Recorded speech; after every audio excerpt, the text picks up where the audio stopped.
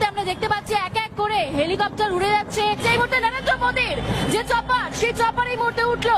আমরা ছবি দেখাচ্ছি সরাসরি রিপাবলিক বাংলা। ছাত্র জনতার হামলার ভয়ে শেখ হাসিনাকে সাথে নিয়ে ভারত ছেড়ে পালিয়ে গেলেন ভারতের প্রধানমন্ত্রী নরেন্দ্র মোদী। পদত্যাগের ঘোষণা দিলেন ভারতের প্রধানমন্ত্রী নরেন্দ্র মোদী। 18 বছর থেকে 30 বছরের যুবকরা আজকে যা দেখিয়ে দিয়েছে বাংলায় দরকার। দর্শক, এইমাত্র পাওয়া তাজা খবর, এইমাত্র ভারতের প্রধানমন্ত্রী নরেন্দ্র মোদী পদত্যাগ করে পালিয়ে গিয়েছেন। এইমাত্র সেই ভিডিওটি আমরা পেয়েছি, আপনাদের সামনে তুলে ধরবো। অবশ্যই ভিডিওটি শেষ পর্যন্ত দেখবেন। যে ভয়াবহ আন্দোলনের মুখে পদত্যাগ করেছেন নরেন্দ্র মোদী। প্রথম যে কপ্টারটি উঠছে এই মুহূর্তে আমরা দেখতে পাচ্ছি একটি চপার এই মুহূর্তে উঠছে। রেসকোর্সের যে হেলিপ্যাড গ্রাউন্ড, সেই গ্রাউন্ড থেকে এই মুহূর্তে প্রথম চপার উঠছে। এই মুহূর্তে নরেন্দ্র মোদীর যে চপার, সেই চপার এই মুহূর্তে উঠলো। আমরা ছবি দেখাচ্ছি সরাসরি রিপাবলিক বাংলায়। 3টে চপার আমরা সকাল থেকে দেখাচ্ছিলাম যে একেবারে প্রস্তুত রয়েছে, এবং যে ছবি উঠে এলো ঠিক পৌনে 2টো নাগাদ আমরা দেখলাম নরেন্দ্র মোদী এসে পৌঁছলেন এই রেসকোর্সের হেলিপ্যাড গ্রাউন্ডে, এবং এই মুহূর্তে কলকাতার মাটি ছেড়ে দমদম বিমানবন্দরের উদ্দেশ্যে রওনা দিলেন প্রধানমন্ত্রী নরেন্দ্র মোদী। দিল্লি থেকে পালিয়ে যাওয়ার খবরটা যেন বজ্রপাতের মতো আছড়ে পড়ল গোটা ভারতীয় উপমহাদেশে।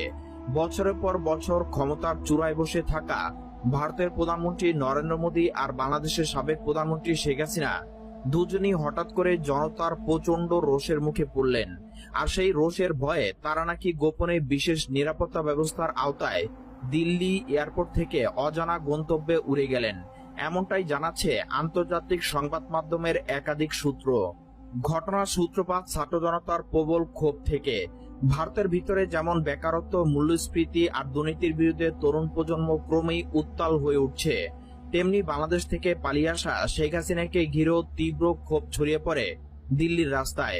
হাজারো বিক্ষুব্ধ শিক্ষার্থী ও সাধারণ মানুষ রাজধানীর গুরুত্বপূর্ণ মোড়গুলো অবরোধ করে স্লোগান তুলছিল, স্বৈরশাসক হটাও, গণতন্ত্র ফিরিয়ে দাও। তাদের টার্গেট ছিল স্পষ্ট, ভারতের প্রধানমন্ত্রী নরেন্দ্র মোদী এবং আশ্রয় প্রার্থী শেখ হাসিনা। দিল্লির রাজপথে কয়েকদিন ধরে গুজব চলছিল শেখ হাসিনাকে বিশেষ কনভয় করে রাষ্ট্রপতির অতিথিশালায় রাখা হয়েছে। আর এই খবর ছড়িয়ে যেন আন্দোলনকারীদের ক্ষোভ কয়েকগুণ বেড়ে যায়। তারা দাবি করে একজন বিতর্কিত সাবেক প্রধানমন্ত্রীকে কেন ভারত আশ্রয় দিবে, কেন জনগণের করের টাকায় একজন পরাজিত শাসককে নিরাপত্তা দেওয়া হবে। সেই প্রশ্নের কোনো জবাব দিতে পারেনি মোদী সরকার, বরং ক্রমবর্ধমান জনরোষ সামাল দিতে ব্যস্ত হয়ে পড়ে প্রশাসন। এদিকে ভারতীয় গোয়েন্দারাও সতর্ক করেছিল যে কোনো সময় ছাত্র জনতার একটি বড় অংশ দিল্লির নিরাপত্তা বলয় ভেঙে মোদী ও শেখ হাসিনার অবস্থানস্থলে হামলা